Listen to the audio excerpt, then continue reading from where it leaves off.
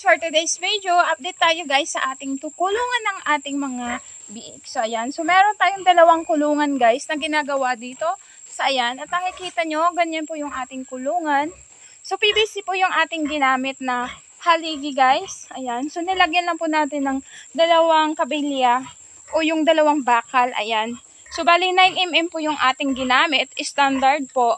Tapos yung ating sukat ng ating kulungan guys, ayan, 3 meters by 3 meters yan guys. So bali dalawa. Ayan, so hinabaan ko dito guys. Dahil is dito malimit, maampias yung hangin. Kaya malimit, baka mabasa yung ating mga biik na bagong walay. Ayan, so ito lang po yung ating dalawang kulungan. So bali slant po siya.